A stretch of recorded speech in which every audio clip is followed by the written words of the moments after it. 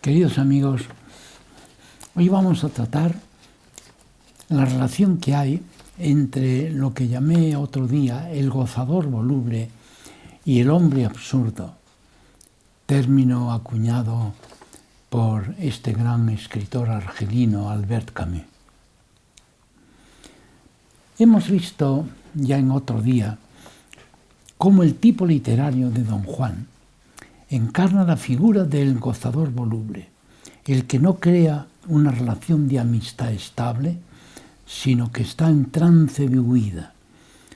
Parece vivir con plenitud, pero no crea nada y aboca a una soledad asfixiante.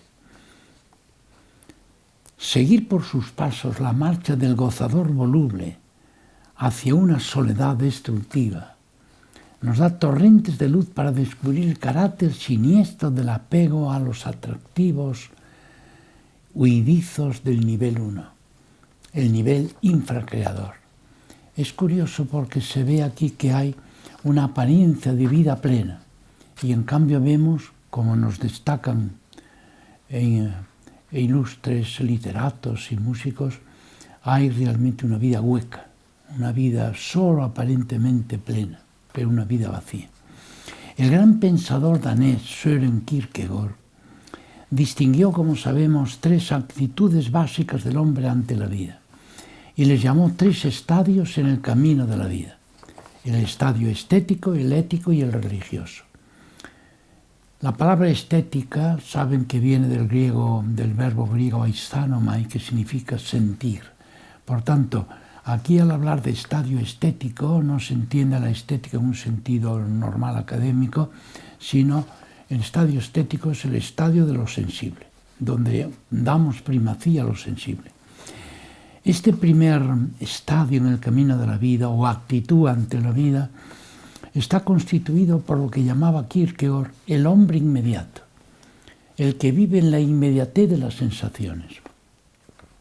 Este tipo de hombre vive de sensaciones, se apega a ellas, se nutre del gozo que le procuran y deja de lado el sentido profundo de las realidades que le atraen e intenta fusionarse con su apariencia deslumbradora.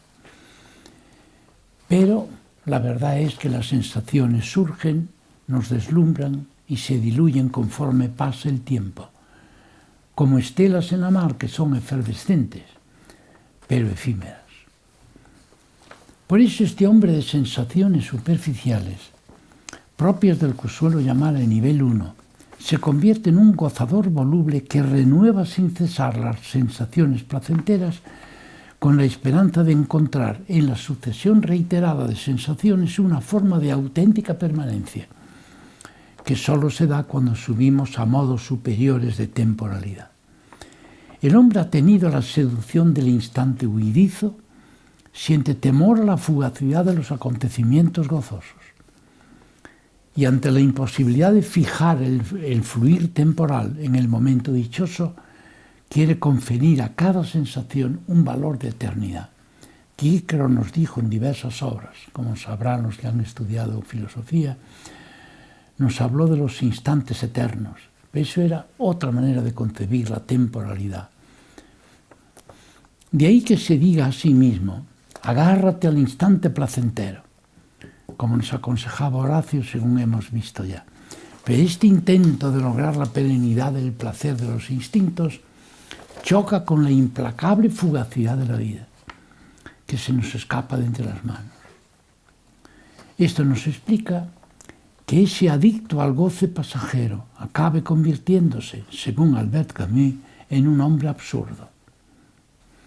Veamos cómo se llega, por qué pasos, con qué lógica se llega de la vida, podríamos decir, floreciente, la vida prometedora, del que se apega a las sensaciones placenteras, cómo se llega de ahí a lo que llama Camus el hombre absurdo. Esto lo explica él en el famoso libro El mito de Sísifo. ¿Recuerdan? Sísifo, el hombre condenado a subir una roca hasta una montaña, luego dejarla caer, luego volver a subirla, luego volver a caer y así sucesivamente. Ese era para Camus el hombre absurdo. ¿Cómo se llega de lo uno a lo otro? Veámoslo ahora por sus pasos, de una manera bien encadenada. En primer lugar, al hombre que se limita obsesivamente a conseguir sensaciones placenteras, solo le interesa su yo complacido y acaba hundido en la soledad del individualismo desarraigado. Ven que se separa del entorno que le puede dar posibilidades creativas para la vida. Ese egoísta hermético que se cierra en su yo afanoso de complacencias reduce los seres del entorno a medios para el logro de sus intereses, objeto posible de toda suerte de manipulaciones arteras, y se convierte en un obseso de la posesión. Ven, nivel 1, posesión, dominio, posesión, manejo.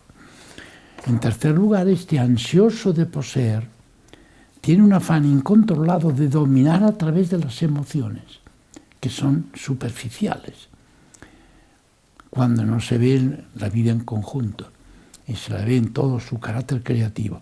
En vez del lento, paciente y respetuoso enamorar, practica el violento y expeditivo seducir. ¿Ven? Vamos viendo todas las características de este hombre, pero en su articulación interna.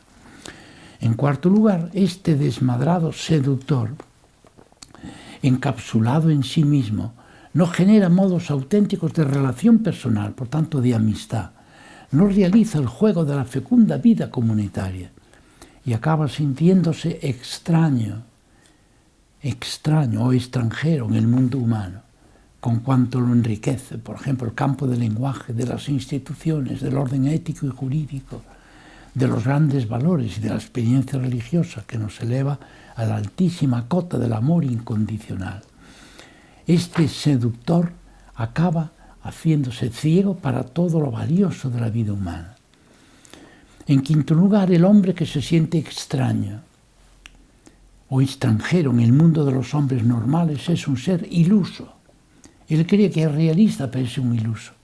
Se imagina que la entrega al vértigo del mero fluir sensorial le permite vivir intensamente la vida humana. Y miren, puede ser intensa en el plano psicológico, pero no es creativa. Entiende erróneamente este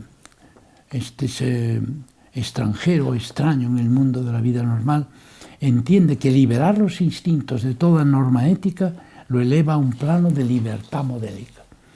Y ya vamos a ver cómo en vez de libertad lo que tiene es sencillamente un apego obsesivo a algo, y ese apego es todo menos libre. Este aprendiz de brujo que desata las aguas de las pulsiones instintivas cree con la imaginación que está exaltando la vida, que la está elevando a un plano de máxima jovialidad y lozanía, pero por la lógica interna de la vida personal acaba desvinculándola de las realidades del entorno, de las cuales podría recibir posibilidades creativas. Al desvincularse, este aprendiz de brujo pierde todo aquello que necesita para vivir una vida auténticamente digna por ser creativa.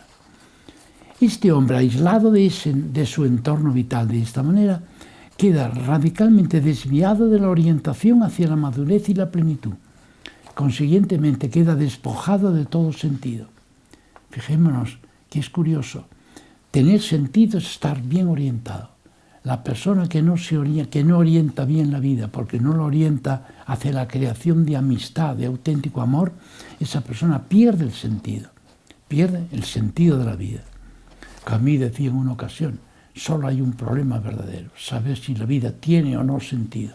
Lo sabía bien porque él conocía este proceso. Al tomar conciencia de este sinsentido radical de su vida, este hombre se ve sumido en un estado de desesperación. Es curioso. Una persona que estaba exaltada porque creía que llevaba una vida absolutamente elevada, una vida llena de sentido, pues ahora se ve desesperado. Y esta persona que se desespera al ver cerradas todas las puertas hacia una vida llena de sentido, puede tomar dos caminos. Uno es despegarse de esa fusión con lo sensorial para elevarse a una vida creativa. Eso sería entonces subir al segundo estadio en el camino de la vida, según Kierkegaard, el estadio ético. Puede hacer eso, pero puede hacer también otra otra cosa muy distinta, que es hacer las paces con esa vida de fusión con lo sensorial, que tanto le promete y tampoco le da, y quedarse en el nivel de las puras sensaciones, privando la vida de un auténtico sentir.